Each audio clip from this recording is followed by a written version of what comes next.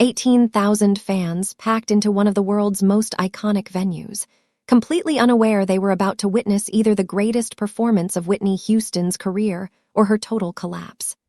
The Preacher's Wife promotional tour had been flawless for 6 weeks straight, every note perfect, every show sold out, every audience left speechless by the power of that voice.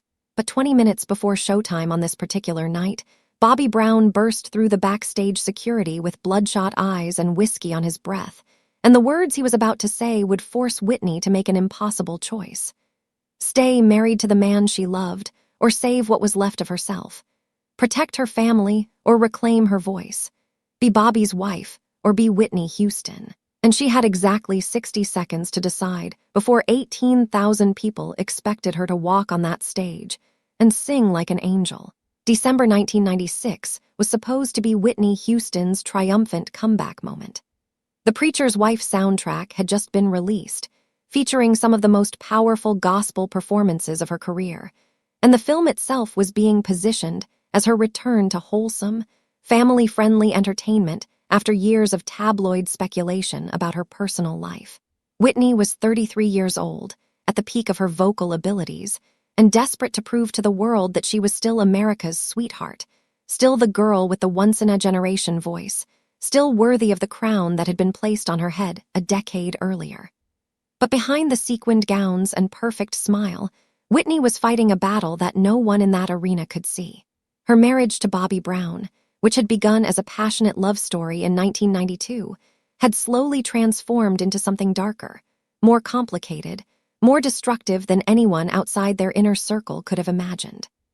Bobby's career had stalled while Whitney's had soared, and the resentment that comes from watching your spouse succeed while you struggle had poisoned what was once genuine love. The drugs had started as recreational, fun, party favors that helped them escape the pressure of fame. But by 1996, both of them were using regularly, though Whitney was still functional enough to maintain her professional commitments, while Bobby's behavior had become increasingly erratic.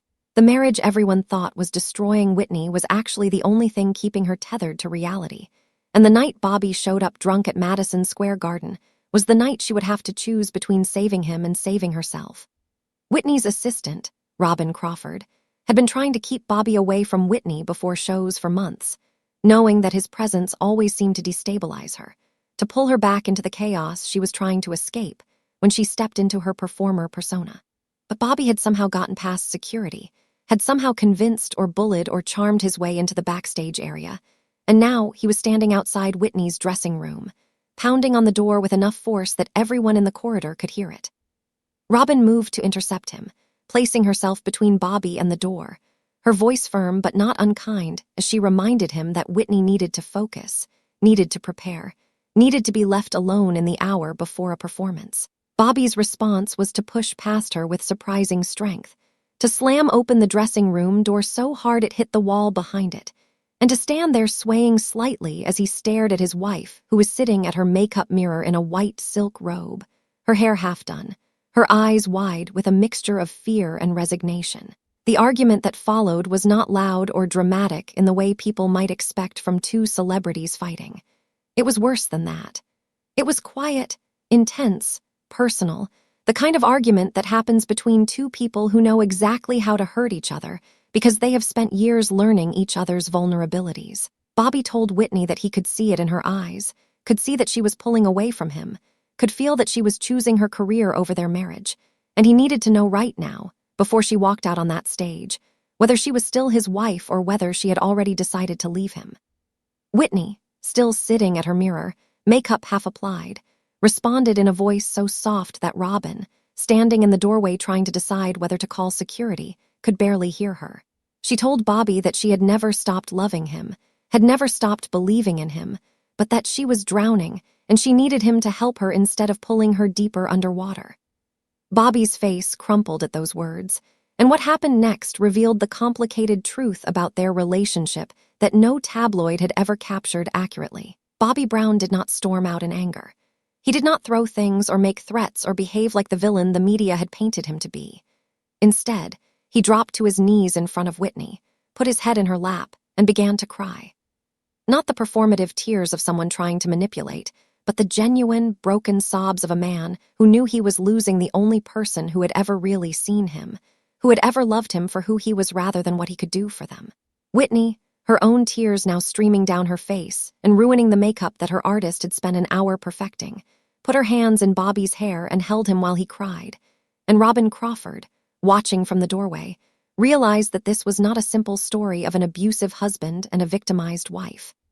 This was two people who genuinely loved each other, but whose love had become entangled with addiction, codependency, and the crushing weight of public expectation. Bobby lifted his head after what felt like hours, but was probably only 2 or 3 minutes, and he said something to Whitney that changed everything about how that night would unfold. He told her that he was losing himself, that the drugs were winning, that he did not know how to be Bobby Brown anymore without being Whitney Houston's husband, and that he was terrified that if she left him, he would disappear completely. Whitney Houston was 15 minutes from showtime. Her makeup was destroyed. Her husband was having a breakdown on her dressing room floor, and 18,000 people were waiting for her to walk out and deliver a perfect performance. But the only thing she could think about was a moment from 4 years earlier when Bobby had saved her life. It was 1992, just after they had gotten married, and Whitney had been at a party where someone had offered her cocaine laced with something she did not recognize. She had taken it without thinking, the way she had taken dozens of drugs at dozens of parties, but this time something went wrong. Her heart had started racing, her vision had blurred, and she had collapsed in a bathroom while people at the party continued laughing and dancing, completely unaware that Whitney Houston was dying in the next room. Bobby had found her there, had somehow known something was wrong, had carried her to his car and driven her to a hospital while she drifted in and out of consciousness. He had not called the paramedics because he knew it would leak to the press. He had not told anyone at the party because he knew they would sell the story. He had just saved her life quietly, efficiently, and then had never mentioned it again, as if saving his wife's life was simply something a husband did without needing recognition or gratitude. That memory was what made Whitney's decision so agonizingly difficult. Bobby Brown was not just the man who was destroying her. He was also the man who had saved her. He was not just the addict who enabled her worst impulses. He was also the only person who had ever loved her without wanting something in return. And now, with makeup running down her face and 15 minutes until she had to be on stage, Whitney had to decide whether their love was worth sacrificing what was left of her career, her reputation, her voice. She told Bobby to stand up, told him to look at her, and what she said next was not what anyone expected. She told him that she was going to go out on that stage and perform, but that when the tour was over, they were both going to check into rehabilitation together. Not separately where they could be exploited by tabloids or treated like celebrities rather than patients. Together, as a couple, as partners in recovery, as two people who loved each other enough to fight for their marriage instead of running away from it. Bobby, his eyes still red from crying, asked her if she meant it, if she was really willing to put their marriage first even if it meant taking time away from her career.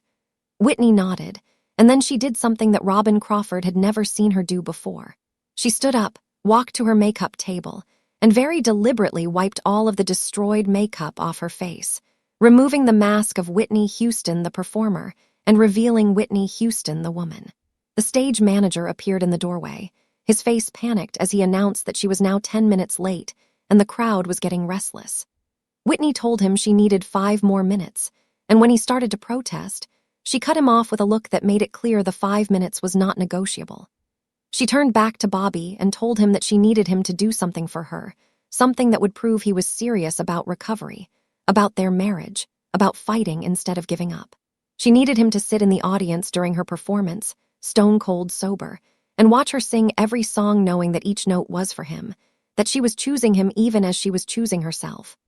Bobby, still on his knees, looked up at her with an expression that mixed hope and terror, and asked her how he was supposed to sit in that audience knowing that everyone there thought he was the villain in her story.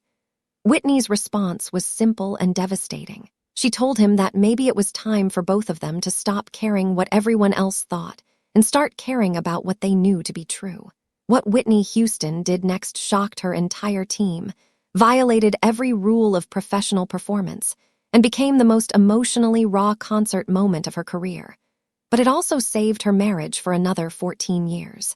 She told her makeup artist not to fix her ruined makeup, told her stylist not to change her out of the simple white dress she had been wearing during the argument with Bobby, and walked to the stage entrance looking more vulnerable and human than 18,000 people had ever seen her. Her band leader tried to give her a pep talk, tried to remind her of the set list and the choreography and all the elements that made her shows so technically perfect, but Whitney was not listening. She was watching Bobby being escorted to a seat in the front section, watching him sit down among fans who probably recognized him, who probably judged him, who had no idea that the drunk, troubled man in their section was about to witness his wife save both of their lives. The lights went down, the crowd roared, and Whitney Houston walked onto the Madison Square Garden stage not as the polished, perfect superstar they expected, but as a woman who had been crying 10 minutes earlier, whose marriage was falling apart, who was addicted to drugs, and who had just made a decision to fight for love instead of running away from it. The opening number was supposed to be an upbeat, energetic performance of I'm Every Woman, complete with backup dancers and elaborate choreography. But when Whitney reached center stage and took the microphone, she made a decision that confused her band and shocked her management. She asked for the lights to be brought up slightly so she could see the audience, asked for the music to be cut, and addressed the 18,000 people directly. Her voice was soft, almost conversational, as she told them that tonight's show was going to be a little different from what they had expected. She did not explain why, did not apologize for being late, did not offer the polished patter that usually opened her concerts. Instead, she simply said that sometimes life gets messy and complicated and hard, and that she was grateful they were there to share this night with her because she needed them more than they probably needed her. The audience, confused but captivated, fell completely silent, and in that silence, Whitney began to sing a cappella, her voice raw and unpolished in a way that her fans had never heard before. The song she chose was not from her setlist, was not even one of her own hits, but it was the song that she and Bobby had danced to at their wedding, and everyone in that arena could hear in her voice that she was singing to one specific person. She sang Greatest Love of All, but she was not singing it as the triumphant anthem it usually was. She was singing it as a prayer, as a confession, as an apology and a promise all wrapped together in 3 minutes of the most emotionally vulnerable performance of her career. Her band, confused but professional, gradually joined in, following her lead as she reinterpreted a song about self-love into something deeper and more complicated. It was about loving yourself enough to stay in a difficult relationship instead of running away. About loving someone else enough to demand they get better instead of enabling their destruction. About the kind of love that requires both people to be brave enough to face their demons together instead of apart. When she reached the final chorus, her voice cracked not from technical failure but from genuine emotion, and instead of being embarrassed or trying to cover it, Whitney let the crack stand. Let the imperfections show. Let 18,000 people see that she was human and hurting and fighting anyway. The applause that followed was different from the usual roar at her concerts.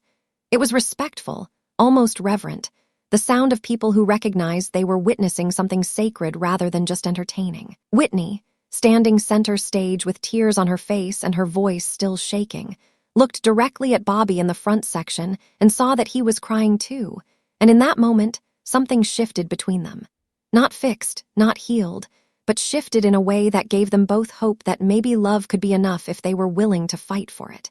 She performed the rest of the concert with an emotional honesty that made every song feel personal and immediate. When she sang I Will Always Love You, it was not the soaring, technically perfect version from her albums. It was messy and passionate and real, her voice breaking in places, her body language vulnerable rather than powerful, and the audience responded to that raw humanity in a way they never responded to technical perfection. People were crying openly in the arena, not because the performance was sad, but because it was true, because Whitney Houston was showing them that even the most gifted performer in the world was still just a person trying to figure out how to love and be loved. After the show, Whitney and Bobby did exactly what she had promised. They checked into a rehabilitation facility together, requesting a couples-focused program that would allow them to work on their addiction and their marriage simultaneously. The tabloids had a field day with the story, spinning it as either romantic devotion or codependent dysfunction depending on which narrative served their purposes better. But the truth, as it usually is, was more complicated than any headline could capture. Whitney and Bobby spent 90 days in that facility, working through years of pain and resentment and enabling. And while they did not emerge cured or fixed or transformed into a fairy tale couple, they did emerge with tools to fight their demons and a renewed commitment to fighting together rather than against each other. The marriage would ultimately not survive, ending in divorce in 2007. But those extra years they fought for after the Madison Square Garden concert gave their daughter Bobby Christina more time with both parents present and trying, gave Whitney periods of sobriety where her voice returned to its full glory, and gave Bobby the space to eventually get sober himself and rebuild his relationship with his children. The night Whitney chose to fight for her marriage instead of protecting her image became the turning point that gave them both 14 more years together. And while those years were not always happy or healthy, they were years neither of them would have had if Whitney had made the easier choice to walk away. Years later, after Whitney's death in 2012, Bobby Brown spoke publicly about that night at Madison Square Garden for the first time, revealing details that no one outside their inner circle had known.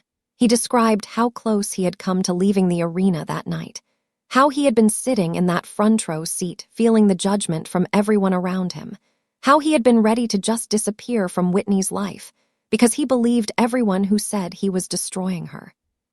But then she had looked at him during that first song, and he had seen in her eyes not pity or frustration, but genuine love. And that look had given him the courage to believe that maybe he was worth fighting for, that maybe their love was real even if it was complicated, that maybe two broken people could help each other heal instead of just breaking each other further. Bobby's description of that moment became one of the most moving testimonials about Whitney after her death, a reminder that she was not just a voice or an icon, but a real person who loved imperfectly and fought bravely and chose compassion even when it cost her professionally. The Madison Square Garden concert tapes were never officially released, supposedly because Whitney felt the performance was too raw and personal to be commercialized. But bootleg recordings circulated among fans for years, and those who heard them always commented on the same thing. It was not Whitney's best technical performance, but it might have been her most honest one. The cracks in her voice, the visible emotion, the abandoned choreography, all of it combined to create something more powerful than polish could ever achieve. Music critics who reviewed bootleg copies wrote that the concert represented a road not taken in Whitney's career, a glimpse of what she might have become if she had chosen vulnerability over perfection, honesty over image management, humanity over the impossible standards that had been placed on her since she was 22 years old. Some speculated that if Whitney had been allowed or encouraged to perform like that more often, to show the messiness and complexity of her real life instead of maintaining the facade of effortless perfection, she might have found the freedom to address her struggles publicly instead of hiding them until they consumed her. But the truth is that Whitney Houston's decision that night was never about her career or her public image. It was about choosing love in a moment when everyone around her was telling her that love was the problem instead of the solution. She had been raised to be perfect, trained to never show weakness, conditioned to believe that her value came from her voice and her beauty and her ability to make others happy. Bobby Brown, for all his flaws and struggles, had been the first person to love her for who she was underneath all of that, and she had been willing to risk everything, her reputation, her career, even her voice, to honor that love. The relationship was not a fairy tale, and Bobby was not a perfect husband, but neither was he the monster the media portrayed. He was a man struggling with his own demons, loving a woman who was struggling with hers, and together they fought battles that no one else could see or understand. The night at Madison Square Garden was not the night Whitney saved Bobby or the night Bobby saved Whitney. It was the night they both chose to save each other, even knowing that salvation might not come, that their demons might win anyway, that love alone might not be enough. But they chose it anyway, and that choice, imperfect and complicated as it was, gave both of them something precious. Time. Time to be together, time to fight, time to love even when loving was hard, time to show their daughter what it looks like when two people refuse to give up on each other even when giving up would be easier. Whitney Houston died on February 11, 2012, in a bathtub at the Beverly Hilton Hotel. Her death ruled as accidental drowning with cocaine use and heart disease as contributing factors. Bobby Brown, who had been sober for several years by that point, was performing in Mississippi when he got the news, and witnesses reported that he collapsed on stage, unable to continue, the grief and guilt overwhelming him completely. At Whitney's funeral, Bobby sat with their daughter Bobby Christina, both of them destroyed by the loss of the woman who had been the center of their complicated, dysfunctional, deeply loving family. And in the years since, as Bobby has continued his own recovery journey and worked to help others struggling with addiction, he has often spoken about that night at Madison Square Garden as the moment he learned that love means fighting for someone even when they are fighting you, even when the world says you are the problem, even when staying would be easier than leaving, but leaving would be easier than fighting. The legacy of that December night in 1996 is not captured in any official recording or reviewed in any major publication. It lives in the memories of 18,000 people who witnessed Whitney Houston choose vulnerability over perfection, in Bobby Brown's continued sobriety and advocacy work, in the example they set for their daughter about what it means to fight for love even when love is not enough to save you. Whitney Houston's voice was a gift to the world, but her humanity, her willingness to fight for love instead of running from difficulty, her choice to be real instead of perfect, that was a gift to everyone who has ever loved someone complicated, everyone who has ever struggled with addiction, everyone who has ever had to choose between what looks right and what feels true. The night she walked onto that Madison Square Garden stage with tears on her face and sang with a broken voice to a broken man in the front row, she taught us all that sometimes the greatest performance is not the perfect one, but the honest one, and that sometimes saving yourself means refusing to give up on someone else, even when everyone is telling you that saving them is destroying you.